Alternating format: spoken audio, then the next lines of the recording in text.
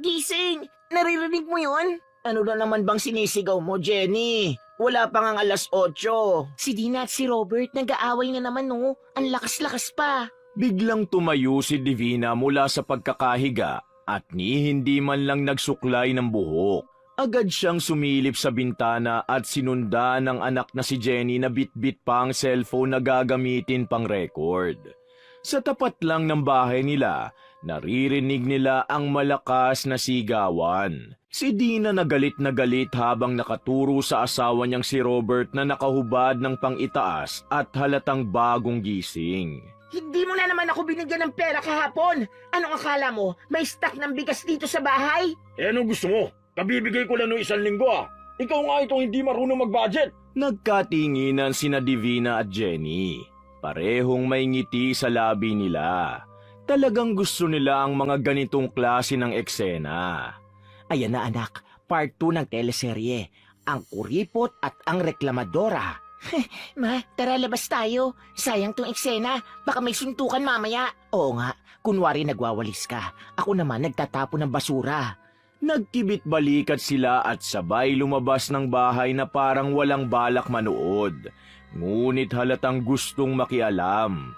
Si Jenny na hawak ang walis-tingting at nagwawalis-walis sa kalsada, subalit hindi naman lumilipat ng pwesto. Si Divina naman, nakatayo lang sa tabi ng poste. Nakapamewang at tuwing may malakas na sigaw ay napapalingon. Alam mo anak, kung ako si Robert, baka matagal ko nang iniwan niyang si Dina. Puro reklamo, wala namang trabaho. Tapos hindi pa marunong makisama. Araw-araw naririnig ko may tinatalak dyan. Kawawa si Kuya Robert, baka nagsisisi na yan sa pinakasalan niya. Habang patuloy ang sigawan ng mag-asawa, napadaan si Aling Berna. Dala niya ang bayong gulay. Napatigil ito sandali sa harap ni Divina. Aba, kayo na naman ang nasa labas kapag may gulo ah. Syempre Aling Berna, hindi pwedeng palampasin. Baka magkasakitan pa yung dalawa. Magkasakitan o makialam kayo ulit. Ay, grabe naman kayo, Aling Berna. Concern lang kami. Umiling si Aling Berna at nagpatuloy sa paglalakad. Sa isip-isip niya, talagang napakapakialamera ng mag-ina. Ma, ang sungit ni Aling Berna. Ang kala mo naman santa. Hayaan mo yan. Matanda na kasi kaya siguro ganon. Nagpatuloy sila sa panonood ng gulo. Maya-maya, lumabas si Dina sa bahay. Umiiyak at may bit-bit na basahan. Dina, halika nga rito. Lumapit si Dina. Halatang gusto ng kakampi. Aling Divina, ewan ko ba dyan sa asawa ko? Parang wala nang malasakit sa pamilya. Palagi na lang siya galit. Naku Ate Dina, baka may babae na yan. Pag ganyan na laging mainit ang ulo at madalas gusto mag-isa, may tinatago na yan. Tama si Jenny. Ako nga minsan nakita ko yan si Robert. Dumadaan sa kanto. May kasamang babae. Hindi ko lang kilala ha. Mukhang tagalabasan eh. Totoo ba yan, Aling Divina? Aba, hindi ko naman ugali ang mag-imbento, no? Pero kung ako sa'yo, maging mapanuri ka. Baka may ibang dahilan kaya laging wala sa bahay ang asawa mo. Baka nga. Alam mo, Ate Dina, huwag ka magpaloko. Kailangan marunong ka magtanggol sa sarili mo. Baka kaya tinitipid ng asawa mong perang binibigay sa'yo dahil baka sa iba niya ibinibigay. Tila nadagdagan ang galit ni Dina. Umalis siya at hindi na nagsalita. Ngunit halata sa lakad niya ang galit. Ayan, naisingit din natin.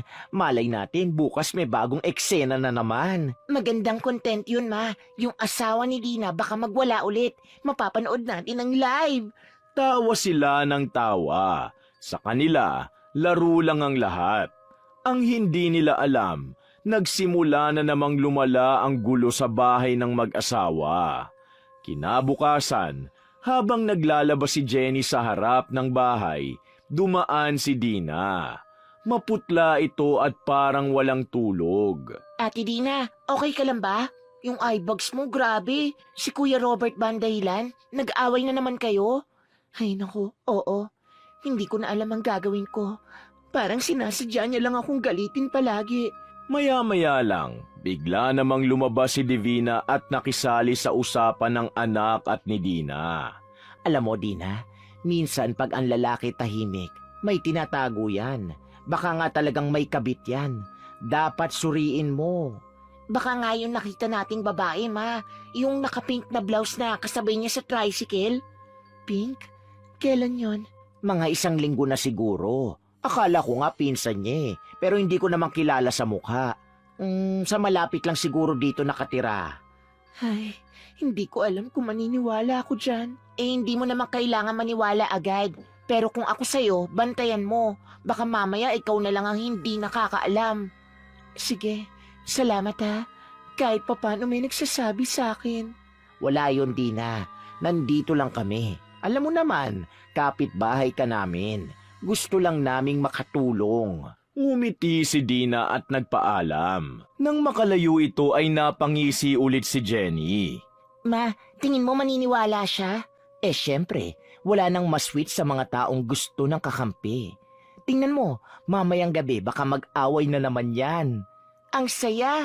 Maganda tayo ng kape, ma. Sumapit ang gabi, tahimik ang buong kalsada, hanggang biglang sumigaw si Dina. Robert, aminin mo na! Sino yung babae mo, ha? Ano na namang kalokohan yan? Dahil sa narinig ay lumabas ang mag-ina, dala ang bangkito. Parang excited manood ng pelikula. Ay, eto na naman, round 2. Ma, ako na magre-record para may patunay tayo kung sakali magkasakitan. Narinig nilang nagbagsakan ng gamit sa loob ng bahay ni Nadina. Lumabas si Robert na galit at hawak ang cellphone. Alam mo, Dina, nakakatawa ka. Paniwalang-paniwala ka sa sabi-sabi ng mga sawsawera mong kapitbahay. Napatingin si Divina at nagkunwaring inosente. Oh, bakit kami nadamay dyan? Nag-aalala lang kami sa inyo tapos kami pa ang masama? Kayo nga itong lagi nakikialam eh. Lahat na lang ng problema namin, pinapalala nyo. Teka, grabe ka naman, Kuya Robert. Concern lang kami, ha? Concern? Eh kung manahimik na lang kayo, puro kay dakdak, mga wala silbi. Pagkasabi nun, bigla nitong tinadyakan ng pinto at umalis. Sumakay sa motor at tuluyang umalis ng bahay. Naiwan si Dina na umiiyak. Tahimik ang buong paligid. Ang mga kapitbahay ay pasimpleng sumisilip mula sa bintana. Lumapit naman si Divina kay Dina. Nako, Dina, hayaan mo na. Ganyan talaga ang lalaki. Kapag may tinatago, ganyan ang ugali. Ang mahalaga, may kakampi ka rito. Tsaka huwag ka na maghabol. Baka lalong lumaki ang ulo. Magpahinga ka muna. Tumango si Dina na humahagulgol pa rin. Pagbalik nila sa bahay ay tuwang-tuwa pa si Jenny. Ma, grabe. Ang bilis ng pangyayari. Wala pang 1 linggo, hiwalay na yata. Ganyan talaga, anak. Pag may apoy, konting hangin lang, lalong lalagablab. Sabay silang natawa ngunit sa labas ng bahay, may ilang kapitbahay na nagbubulungan. Ang gulo na naman. Kung hindi dahil sa mag-inang yan, di siguro maghihiwalay si Nadina at Robert eh. Tama, lahat ng problema dito may kinalaman talaga sila. Hindi alam ng mag-inang Divina at Jenny na habang aliw na aliw sila sa kape at kwento, unti-unti na ring nabubuo sa isip ng mga tao sa baryo ang bagong tsismis. Ang sawsawerang mag-ina na walang ibang ginawa kundi ang manghimasok sa buhay ng iba. Nang sumunod na araw, mainit na naman ang umaga sa baryo. Sa may sari-sari store ni Aling Mila, halos lahat ng kababaihan ay nagsisiksikan, nag-aabang ng bagong tsismis. Hindi na bago na tuwing may balita tungkol sa away o hiwalayan, si Divina ang unang lalabas ng bahay na parang reporter ng kanto. Bit-bit niya ang pamaypay, suot ang lumang duster na may mantsa ng kape. Sa likuran naman niya ay si Jenny, nakasuot ng maigsing shorts at hawak ang cellphone at handa kung sakaling may makabuluhang eksena. Habang nagkukumpulan ng mga tao sa tindahan, napangiti si Divina. Alam niyang pinag-uusapan pa rin ng mag-asawang sina Dina at Robert na ilang araw nang hindi nakikitang magkasama. Aba anak, sikat na sikat pala tayo. Lahat sila tungkol pa rin kay Dina ang usapan. Syempre ma, kung wala tayo, wala silang alam. Parang tayo na nga ang news anchor dito eh. Tawa sila ng tawa at parang proud pa sa ginagawa nila. Samantalang ang ibang kapitbahay ay pasimpleng nagkakatinginan at halatang umiiwas. Hindi man nagsasalita ng malakas ay ramdam ni Divina ang mga bulungan sa paligid. Alam niyang siya ang paksa ngunit imbis na mahiya, mas lalo pang lumalakas ang kanyang loob. Hayaan mo sila, Jenny. Naiinggit lang yung mga yan. Wala kasing pumapansin sa kanila kaya kung makatinglay parang may utang tayo. Tama. At saka, kung ayaw nilang pinag-uusapan, edi wag mag-away sa harap ng bahay natin. Magkaharap silang umupo sa bangketa habang nagkakape. Ilang minuto pa lang ay may dumaan na namang bagong tsismis. Sa kabilang kanto raw, nag-aaway din ang mag-asawang si Temyong at Lisa dahil sa pera. Hindi pa man natatapos ang balita ay napangiti na si Divina. Aba, parang may bagong episode na naman. Tara anak, tignan natin. Malay mo, mas maganda to kaysa sa kahapon. Ma, huwag ka naman masyado magpahalata. Kunwari bibili lang tayo ng suka kay Aling Mila. Agad silang lumakad ngunit sa bawat hakbang ay halata ang pananabik sa kanilang mukha. Nang marating nila ang bahay ni Temyong, maririnig ang kalabugan sa loob, mga pinggang nahuhulog at kung ano-ano pa. Eto na nga bang sinasabi ko eh, kapag ang lalaki kuripot, laging problema sa pera ang kinauuwian. Baka may iba pa rin yan, ma. Gaya ni Robert, pare-pareho lang yung mga lalaki. Kaya nga ako ayaw ko pa maghanap ng lalaki. Sayang oras. Hay nako, maghanap ka muna ng trabaho bago ka magkaroon ng lalaki. Mama naman, alam mo namang nakakapagod magtrabaho eh. Sus, sabihin mo, tamad ka lang. Ay, wag na nga sa akin ang usapan. Makinig na lang tayo sa away nila. Habang abala silang nagmamasid, napansin ni Jenny ang ilang kapitbahay na pasimpleng nakasilip din sa bintana. Ngunit kakaiba, sa halip na makialam din, tila iniiwasan na silang tingnan. Parang may takot o pagkairita.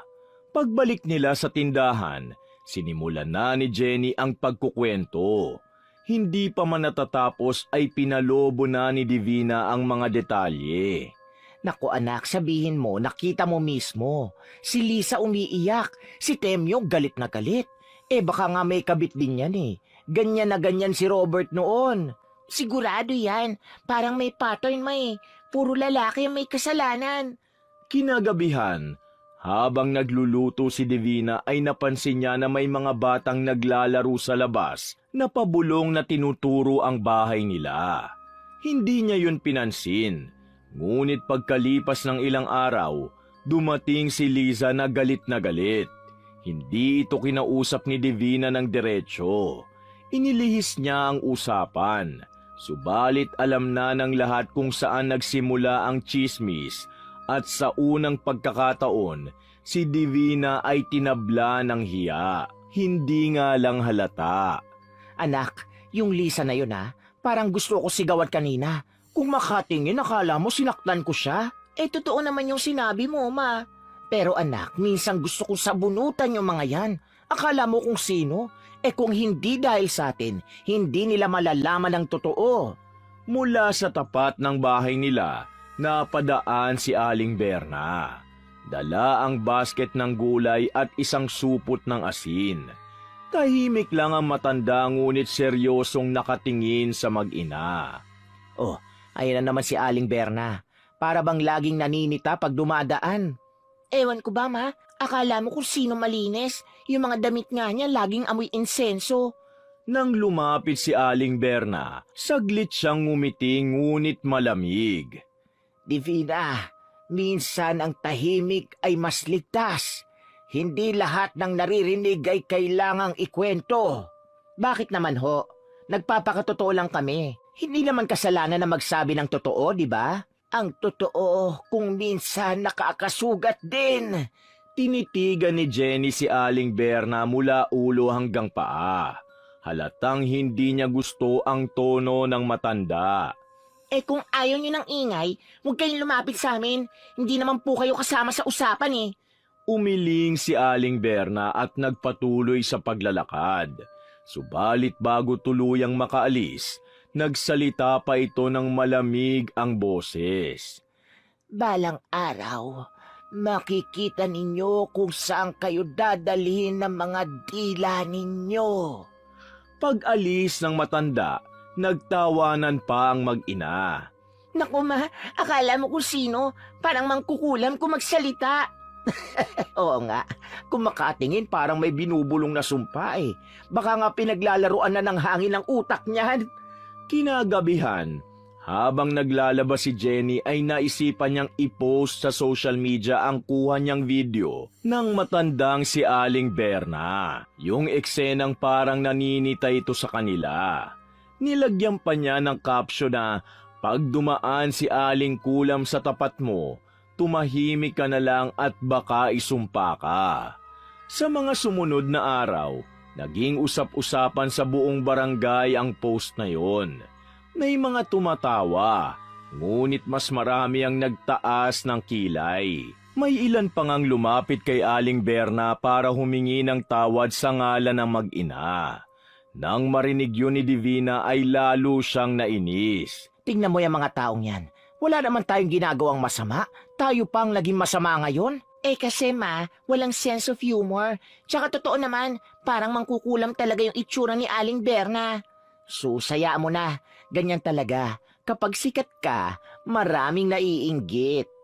Ngunit paglipas ng ilang araw, napansin nila na halos walang bumabati sa kanila sa kalsada. Kapag bumibili si Jenny sa tindahan ay tila ayaw siyang asikasuhin ni Aling Mila. Kapag dumadaan naman si Divina, biglang nagkakanya-kanyang iwas ang mga kapitbahay. Hindi sanay doon si Divina. Anak, parang biglang lumamig ang mga tao sa atin ha. Ni si Mila hindi nang humingiti. Hayaan mo sila ma, magagalit lang tayo kung papansinin pa natin.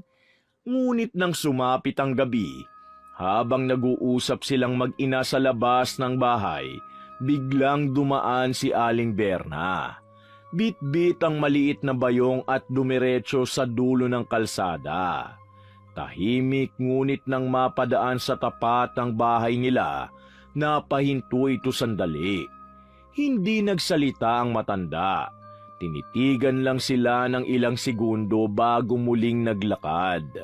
Sa katahimikan ng gabi, narinig ni Divina ang aso sa malayo na kumahol ng sunod-sunod. Ma, bakit parang iba yung pakiramdam ko pag dumadaan ang matandang yun? Hindi ko nga rin alam eh. Halika na, pumasok na tayo. Habang papasok sila sa bahay, may malamig na simoy ng hangin ang dumaan sa pagitan nila. Hindi nila alam, sa dulo ng kalsada sa ilalim ng mahina at dilaw na poste, nakaupo roon si Aling Berna. Nakapikit, tahimik at tila may binubulong. At sa baryong yun na dati ay puno ng ingay at tawanan, unti-unting sumisingit ang tahimik na tensyon. Ang mga dating nakikitawa sa sawsawerang mag-ina, ngayoy nagsisimula ng umiwas. Sa di kalayuan, naririnig ang malakas na tawa ni Divina at Jenny. Masaya pa rin sila. Akala nila'y kontrolado nila ang lahat. Ngunit sa paligid nila ay unti-unting nagbabago ang ihip ng hangin. At sa susunod na mga araw, sila naman ang magiging paksa ng sariling kwento nilang sinimulan. Harapin niyo ang parusa at matuto.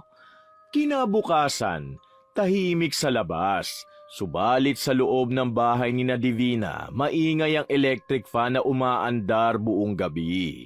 Si Jenny ay nakabalot pa sa kumot, pawis na pawis at nakangiwi habang nakapikit. Bigla siyang napabalikwas ng bangon nang maramdaman niyang parang may matigas na bagay sa loob ng pisngi niya. Unay naisip niyang natulog lang siya na may kagat-kagat sa bibig. Ngunit nang kapain niya ay parang may nakaumbok. Dahan-dahan siyang bumangon at naglakad papunta sa salamin. Nang ibukan niya ang bibig, Halos mapaatras siya sa nakita. Sa loob ng kanyang pisngi, may namuong bukol. Malaki, parang itlog at mamula-mula. May tila manipis na ugat sa paligid. Hindi siya makapagsalita sa gulat. Hinawakan niya ang pisngi niya at sa bawat dampi ng daliri, para siyang tinutusok. Parang may kumikilo sa loob. Napaatras siya at napasigaw. Matulong! Mabilis na lumabas ng kwarto si Divina na nakasampay pa sa balikat ang tuwalya. Ano na naman yan, Jenny? Ang aga-aga ano na naman sinisigaw mo? Tignan mo to! Tinuro niya ang loob ng bibig habang umiiyak. Lumapit si Divina at bahagyang sumilip. Nako anak, singaw lang yan. Wala yan. Lagi ka kasing puyat tapos malamig pa ang iniinom mong soft drinks. Hindi to singaw. Ang laki Parang may gumagalaw sa loob. Naiinis ngunit bahagyang nag-aalala ang kanyang ina. Kumuha ng isang baso ng tubig si Divina at iniabot sa anak. Oh, uminom ka. Magmumog ka ng asin. Lalambot din yan mamaya. Huwag ka maarte. Ngunit habang nagsasalita si Divina, napansin niyang nanginginig si Jenny. Hawak ang pisngi at namumutla. Gumagalaw talaga. Napaatras si Jenny mula sa salamin at nanginginig. Habang nakatapat ang ilaw sa kanyang mukha, malinaw niyang nakita na parang may maliit na umbok sa loob ng pisngi na gumagalaw. Paikot, mabagal ngunit buhay. Para bang may gustong lumabas. Napasigaw siya at napahawak sa pader. May gumagalaw nga! Jenny, tumigil ka nga. Baka imagination mo lang yan. Ngunit bago pa siya makalapit sa anak, biglang kinamot ni Divina ang braso niya. Mula sa balikat pababa sa siko, tapos sa bandang leeg. Ay, ano to? Bakit ang kati? Sa unay akala niya'y lamok lang. Ngunit ilang segundo lang, kumalat na ang kati sa dibdib, sa tiyan at sa likod. Tila may gumagapang sa ilalim ng balat. Mula noon ay nagsimula na siyang magkamot ng sunod-sunod. Jenny, ang kati! Grabe! Para akong tinutusok ng karayom! Ngunit si Jenny ay hindi na halos marinig ang ina. Abala sa paghawak sa pisngi habang umiiyak at nanginginig. Matulungan mo ako! Ang sakit! May gumagalaw talaga! Lumapit si Divina ngunit halatang hirap din siya. Ang mga kuko niya ay may bahid ng dugo dahil sa kakakamot. Ang balat niya ay namumula at nagmukhang may mapupulang butlig. Aray ko, bakit ganito? Para ako sinusunog! Hinubad niya ang duster at dali-daling tumapat sa bentilador. Ngunit imbis na guminhawa, lalo pa siyang pinagpawisan. Ang balat niya ay mas uminit sa haplos, tila napaso. Jenny, buhusan mo ko ng malamig na tubig! Nanginginig si Jenny habang binubuksan ang gripo. Nilagyan niya ng tubig ang timba at ibinuhos sa ina. Tumalsik ang tubig sa sahig. Malamig ngunit wala itong naitulong. Si Divina ay patuloy sa pagkakamot. Baka allergy. Pumunta na tayo sa health center. Anong health center? Hindi ko na kaya, Jenny. Ang kati talaga. Habang nagkakagulo, si Jenny ay patuloy na umiiyak. Sa bawat salita niya ay sumasakit ang pisngi. Tila may bumubundol mula sa loob. Nang tumingin siyang muli sa salamin, halos hindi na niya makilala ang sarili. Namagana ang isang bahagi ng pisngi at ang mga gilid ng labi ay namumula. Baka may nakapasok sa loob ko. Huwag ka magsalita ng ganyan. Sinabi na ngang singaw lang yan eh. Ngunit habang nagsasalita si Divina, napansin ni Jenny na pati leeg ng ina ay namamagana. Ang mga ugat nito ay tila lumalabas na sa balat. Yung leeg mo! Ano pa? Tumingin si Divina sa salamin at doon siya napahinto. Ang leeg niya ay may mapupulang pantal na parang sunog, at sa gitna may maliit na butlig na kumikintab. Tila may pawis ngunit hindi ganon kundi parang likido. Sinubukan niyang kamutin, ngunit mas lalong lumala. Diyos ko, ano to? Tumakbo si Jenny palabas ng bahay, bit-bit ang cellphone. Umiiyak at sumisigaw ng tulong. Ngunit walang lumapit.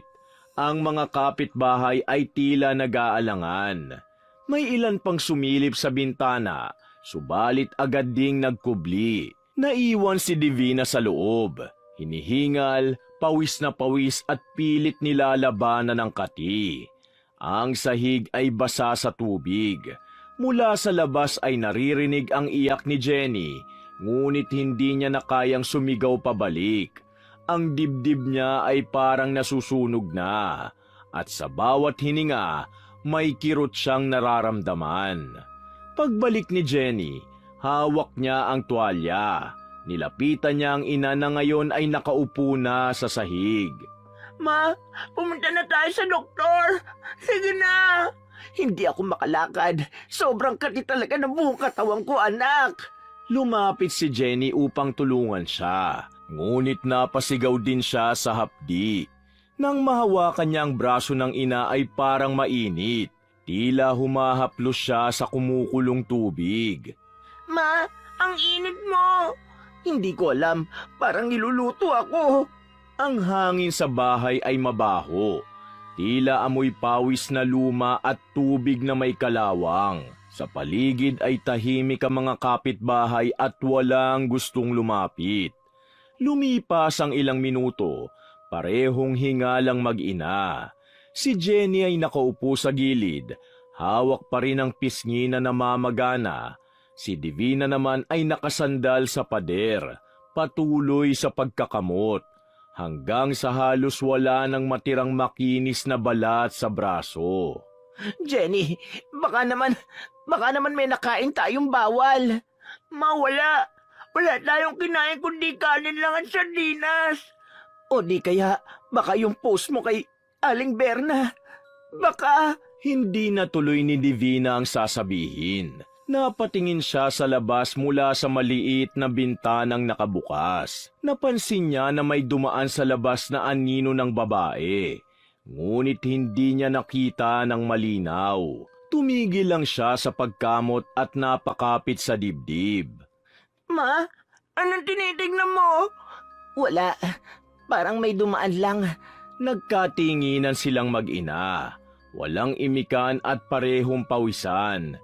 Parehong nanginginig. Sa katahimikan ng tanghali, naririnig nila ang mahinang ugong ng bentilador. Makalipas ang ilang minuto, unti-unting humupa ang kating nararamdaman ni Divina. Nanginginig pa rin siya ngunit mas nakakagalaw na. Si Jenny naman, patuloy na hinahaplos ang pisngi niya at pilit na pinapakalma ang sarili. Ma, gusto ko na magpatingin. Bukas na lang anak. Magpahinga ka muna ngayon. Ngunit kahit sinubukan nilang itulog ang nangyari, hindi sila mapakali. Si Jenny ay nakahiga ngunit gising. Pinakikinggan ang bawat galaw sa loob ng pisngi niya. Parang may kumikiskis, parang maliliit na tunog na hindi niya maipaliwanag. Sa kabilang kama, si Divina ay patuloy sa pagkamot ng braso. Hanggang sa sumapit ang gabi, bumalik ang kati at mas matindi kaysa kanina. Nang buksan niya ang ilaw ay nakita niyang may maliliit na butlig na parang nabubuksan isa-isa. At sa bawat bukol, lumalabas ang malinaw na likido. Diyos ko, anong nangyayari sa amin? Hindi niya namalayan. Si Jenny ay tahimik na umiiyak sa gilid ng kama. Hawak pa rin ang pisngi at nakanganga. Sa salamin sa tapat nila, makikita ang pangingitim ng bukol sa loob ng bibig ng dalaga na parang hinog na prutas na handa ng pumutok. At sa labas ng bahay sa di kalayuan, Mula sa madilim na kanto ay may anino ng matanda na saglit na huminto at tumingin sa bahay ni na Divina. At muli itong naglakad palayo. Sa loob, tanging mga ungol at hikbi ng mag-ina ang maririnig habang ang gabi ay unti-unti nang lumalalim. Kasabay ito ng mga sakit na hindi na nila maipaliwanag. Kinabukasan, tahimik ang buong baryo. Wala na ang dating ingay ng mag-ina. Sa halip, maririnig lang ang hampas ng hangin at huni ng ibon. Magdamag silang hindi nakatulog. Sa unang pagkakataon, si Divina ay di naglabas ng tsismis. Si Jenny naman, halos hindi makatingin sa sarili sa salamin. Takot na muling makita ang bukol. Sa pagitan ng takot at pagod, nagpasya silang puntahan si Aling Berna. Hindi dahil gusto nilang manisi, kundi dahil gusto na nilang maintindihan kung bakit nangyari sa kanila yon at alam nilang may kinalaman ang matanda.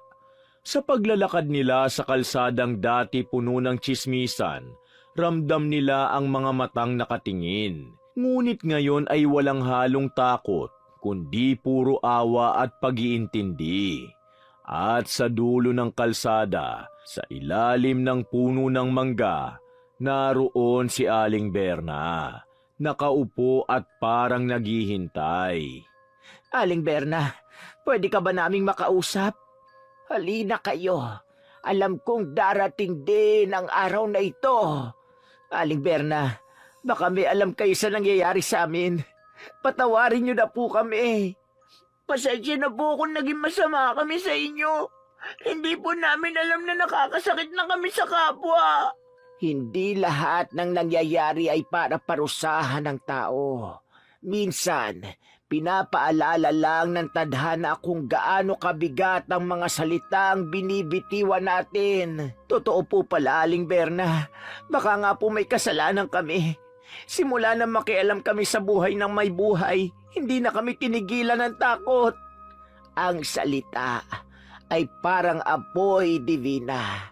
Kapag inihipan mo ng walang direksyon, baka sa'yo rin bumalik ang init. Pero, bakit po sa amin nangyari yun? Hindi naman namin gustong manakit. Gusto lang namin makisakay sa balita. At sa pagnanais niyong makisabay, nakalimutan niyong makiramdam. Hindi lahat ng ingay ay kailangan mong dagdagan. Minsan, mas makapangyarihan ang katahimikan. Ang totoo po, naiinggit ako kay Dina.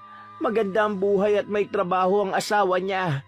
Parang gusto kong maramdaman na ako rin ay may alam, kahit hindi naman totoo. Ang inggit ay tulad ng laso na unti-unting sumisira sa loob hanggang sa wala ka ng mabuting maramdaman para sa iba. Aling Berna, kung totoo man yun, paano po namin mababawi? Humingi kayo ng tawad. Hindi sa akin kundi sa mga nasaktan nyo. At higit sa lahat, patawarin nyo rin ang sarili nyo. Gagawin po namin. Salamat, Aling Berna. Sana po mapatawad din kami ng mga tao rito. Ang pagpapatawad ay hindi hinihingi. Ito'y pinatutunayan sa pagbabago. Naglakad ang mag-ina palayo. Ang dating magaan na hakbang nila tuwing pupunta sa tsismisan, ngayon ay nag-iba. Bawat hakbang ay mabigat na puno ng hiya at pagsisisi. Ma, baka ayaw nila tayong kausapin. Wala nang mas masakit kaysa sa sarili mong konsensya, anak. Kailangan nating humingi ng tawad. Pagdating nila kina Dina ay nakaupo ito sa harap ng bahay at may hawak na labada. Tila nagulat ito nang makita sila. Oh, Aling Divina, Jenny, anong sadya niyo rito? Dina, gusto lang naming humingi ng tawad. Lahat ng nasabi namin noon tungkol kay Robert, sa babae, lahat yon kasinungalingan. Oo, gawa-gawa lang namin yun, Ate Dina. Wala pong ibang babae si Kuya Robert. Ginawa lang namin yung para pag-usapan ng mga tao. Alam ko na. Pero ang sakit, Aling Divina, yung tiwala, hindi yun basta na ibabalik. Naiintindihan ko, Dina. Kung pwede lang burahin, matagal ko nang ginawa. Pero kung may magagawa ako para mapatawad mo, sabihin mo lang. Tahimik si Dina ngunit makikita ang pagluha niya. Ilang sandali ay lumabas si Robert at lumapit. Divina, Jenny, alam niyo bang muntik na kami maghiwalay ni Dina dahil sa sinabi niyo? Pero ngayon, naging maayos na kami. Wala na sana kayong sasabihin na makakasama sa relasyon namin mag-asawa. Pasensya na po, Kuya Robert. Hindi na po mauulit. Ang mahalaga, natutunan nyo na. Hindi lahat na nakikita ay totoo. Hindi lahat ng tahimik may tinatago. Robert, tama na. Patawarin na natin sila. Wala na ring saysay ang galit. Sige, pero sana ito na ang huli. Maraming salamat. Maraming salamat. Tahimik silang apat. Si Jenny ay lumapit kay Dina at niyakap ito. Si Divina naman ay lumingon sa paligid. Sa mga kapitbahay na alam niyang nagmamasid lang. Ang mga dating nakikitawa sa kanila, ngayoy saksi sa tunay nilang paghingi ng tawad. Ma, parang ang gaan sa pakiramdam. Oo, anak. Minsan, kailangan mo munang masaktan bago mo maramdaman kung ano ang tama. Alam mo, Aling Divina, mas mabuti ng tahimik ang buhay. Walang intriga, pero may kapayapaan. Tama ka. Ngayon ko lang naintindihan na hindi pala kailangan na alam mo ang lahat para maramdaman mong may halaga ka. Tumawa sila ng mahina. Sa di kalayuan, napansin nilang dumadaan si Aling Berna na nakangiti lang. Tumango ito at saka tumalikod. Parang tanda ng pagpapatawad. Ma, tingnan mo si Aling Berna. Ngumiti siya. Saka nawala na rin ang bukol sa loob ng pisngi ko. Oo, ibig sabihin siguro tama na tong ginawa natin. Totoo nga pala talaga na may kinalaman siya. Pero hindi na masama. Ngayon natuto na tayo. Ma?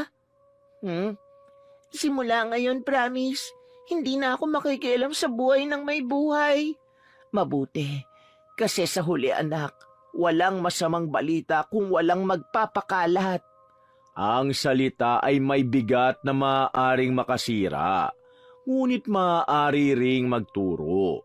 Sa baryong minsang binalot ng tsismis, natutunan ni Divina at Jenny na ang pakikialam sa buhay ng iba ay hindi nagpapabuti ng sarili. Ang tunay na kabaitan ay nasa tahimik na paggalang sa buhay ng kapwa. At mula noon, sa kanto ng baryo, ang dati pinagmumula ng tsismis, ngayon siya ng pinagmumulan ng katahimikan at respeto. Wakas!